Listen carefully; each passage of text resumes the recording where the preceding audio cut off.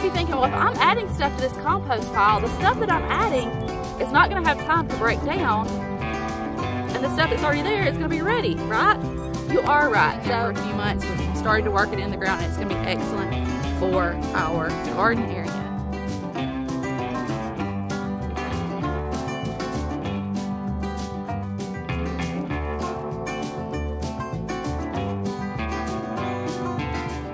Hey y'all, I'm Tiffany and this is our small town life. Slide my boots on, we're gonna walk out here to my compost pile. We're gonna talk about composting a little bit today. I want to talk to you about this for several reasons. One, because I want you to know that anybody can compost. It doesn't matter what type of space you have, how much space you have, you can compost. They have these little gadgets now you can sit on your kitchen counter. Now I've never used one, but you can compost your kitchen scraps that way. You can use a turner, which I'm going to show you in this video.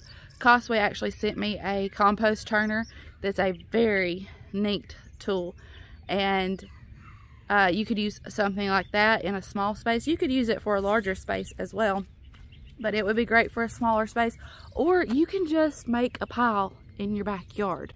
Composting also significantly reduces the amount of waste leaving your household. I've read somewhere that about 40% of household waste, and that sounds about right, is actually organic matter that could be composted. So through composting and through having chickens, we have significantly reduced the amount of waste leaving our home. Yes, I can always do better, but it has significantly reduced that amount of waste. And I want to share because I don't want it to be over complicated. I think all too often it's made to sound like a very complicated process. Hot composting, cold composting, compost tea, greens, browns. And I want you to know that it doesn't have to be complicated. It can be very simple. What is composting and what is compost? So composting is a natural process of breaking down organic matter like sawdust or pine straw or leaves, food scraps, using the help of worms and microorganisms to break that organic matter down into a very rich soil-like substance, which is compost, that you can use as a natural fertilizer for your garden, your potted plants, your trees. Now, I talked about composting being simple, and I jokingly say that I was composting before I even knew that I was composting. So the first home that Justin and I ever purchased, and it's starting to rain, can we beat the rain, was right here next door to where we are now. And where we live now was just completely grown up. Y'all, it was, you couldn't walk through it. It was just completely grown up. And on the edge of the property line, I would dump my kitchen scraps. We would dump clippings from the garden. We would dump grass clippings. When I would have decorations in fall like hay and pumpkins, we would dump that there. And I remember looking at it one day and thinking, man, that dirt looks good. I was composting and I didn't even know it. And I jokingly say some of these trees on the property line got their start in that good compost that I didn't even know I was creating. And I kind of take the same approach here. I have a pile and I dump things in it. You're gonna hear people say, use this ratio of browns to greens. Use this ratio of carbon to nitrogen. And we'll talk about browns and greens in just a second.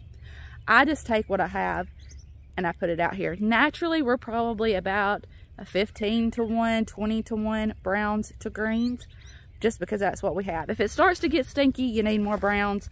If it's not breaking down well, you probably need more greens. So what are the browns and the greens? Browns usually are brown, but they don't necessarily have to be. In my mind, I think of them as things that are dry.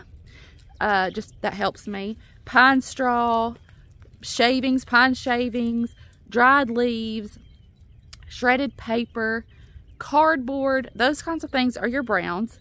And then your greens are going to be oftentimes green, but not always, and usually have some moisture. Your food scraps, manure, fresh grass clippings, those kinds of things are going to be your greens. Coffee grounds, you can do a quick Google search and find a lot of browns and greens. Y'all, more things can go in your compost than you think. I could stand here and just give you a list upon list, item upon item, but most things can go in your compost. Plastics are not going to compost well. Large pieces of things are not going to compost well. You want to break it down into smaller pieces so that it will compost quicker. Like I was telling you in my little story, you can create a pile and just leave it and it will eventually break down.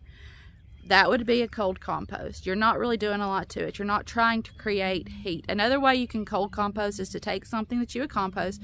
For example, we used, when we would clean out our chicken coop, we would take those shavings and manure and spread it over our garden area when we were not gardening. In the late fall through the first part of winter, we would just spread it and we would leave it. You've got to leave it, especially chicken manure, for a while. So it's been sitting there for a few months. We've started to work it in the ground and it's going to be excellent for our garden area. And we didn't do much to it. We cold composted it without heat. We just spread it out and we left it to do its thing. You can do that with a pile as well. If you just make the pile, you don't turn it, you don't make sure it has moisture, it will eventually break down. It's just going to take a while, and that is cold composting because you're not creating heat. If you want to make that heat and you want to make it break down faster, make sure it stays moist and every so often turn it. The inside of the pile is going to get hot, get warm, and you can buy thermometers to keep a check on the temperature if that's something you want to do. But the inside of the pile will stay hot, and as you turn it, all of your organic matter has access to that heat and breaks down a lot faster. I've got raindrops on my glasses, y'all. Like I was saying, a hot compost is going to break down a lot quicker. There's going to be some factors that go into that: how large your pieces are, how big your pile is, how often you're turning it, are you keeping it wet? Because like my pile, I turn it when I think about it and I let the rain water it. If I was strict about keeping it moist and turning it 2 to 3 times a week, it would break down faster. So there's some things that are going to go into it, but hot compost will break down quicker, and then cold compost will take longer. You may be thinking, well, if I'm adding stuff to this compost pile, the stuff that I'm adding is not going to have time to break down, and the stuff that's already there is going to be ready, right? You are right. So a good thing to have is 2 piles. You're adding to one. Here it comes. About to get wet. You're adding to one pile, and once it's good and established, you focus on letting that break down. You're turning it, you're letting it do its thing, and then you start a second pile where now you're adding your organic matter. And then when this pile is ready to be used, then you can go back to adding there. You'll take your compost away and use it, start adding to that spot again, and then your second pile that you created will now start breaking down, and you'll leave it to do its thing.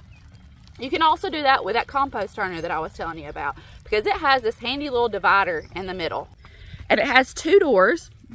One has a plus sign on it, and that plus side is your pile that you're adding things to.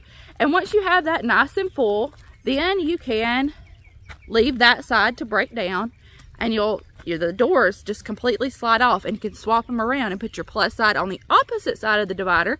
Now you're adding to that side, and your full side is breaking down, and it has a handle on it. So instead of having to take a shovel or a hoe, sometimes a stick is what I use to actually turn your compost pile, you can just use the handle and turn the drum of the compost turner. It's actually a pretty neat tool, and it also helps you be able to create compost tea. So when I'm watering my compost pile, because like I said, it happens faster if you keep it moist, the breaking down happens faster. The water that's draining through, I can catch, and it is actually something called compost tea, and you can use that to water your plants, and it has a lot of really great things in there for your plants. Here's a little bit of the pile that I currently have going. Again, just been dumping it out here. If you wanted, you could take something and build an area where it would keep it in a neater pile, but we just dump it and turn it. I'll grab a stick, I'll grab the hoe, and every so often I'll stir it up. And if I dig down in here, you'll be able to see some beautiful dark brown rich compost that I could use on my garden or on my plants, but I'm going to sit here and let this break down for a little while longer. Maybe this rain will wash away some of this pollen that has my allergies going crazy, y'all. Let's head up here to the porch. Now, I know that I threw a pretty good bit of information at you today as far as browns and greens and compost tea and turning and watering and those kinds of things.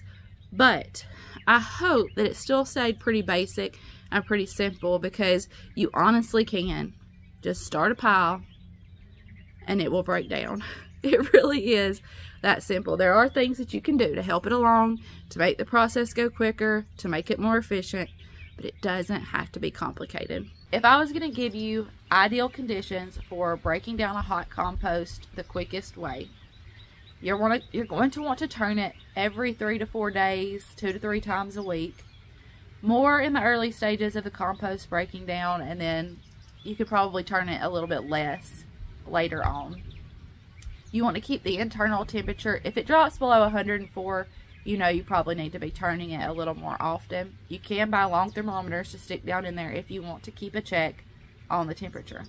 Keep it moist. You don't want it to dry out. You also don't want it to just be sitting in water. But if it has that moist conditions, the microorganisms are going to be happier and they're going to do their thing faster. It's also going to help with building up the heat inside of your compost pile. And before you know it, you'll have some beautiful compost.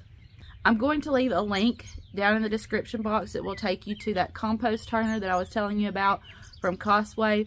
And if it's something that you think you can utilize on your home and your homestead, I recommend that you go check it out. And make sure you stick around, because I'm going to take you through the process and show you exactly how that works. And as we go through the spring and the summer, we'll be using it, and you'll get a first-hand look at, how it's working for us. Now, if you enjoy gardening or homesteading, homemaking, we would love to have you subscribe, be part of our channel. My husband Justin and I, we have 5 children. We live in a double-wide mobile home on a 1-acre homestead, and we share our day-to-day life here on this channel. We are going to have lots of fun gardening content coming up, because we are getting into that season, y'all, and it makes my gardener heart happy. So if you do that's interesting to you, we sure would love to have you subscribe, join us, and be part of our family. And if you're one of our regulars who has stuck around for another video, you know what I'm going to say. We love you. We appreciate you, and we will see you in the next one. Bye, y'all. Go make some compost.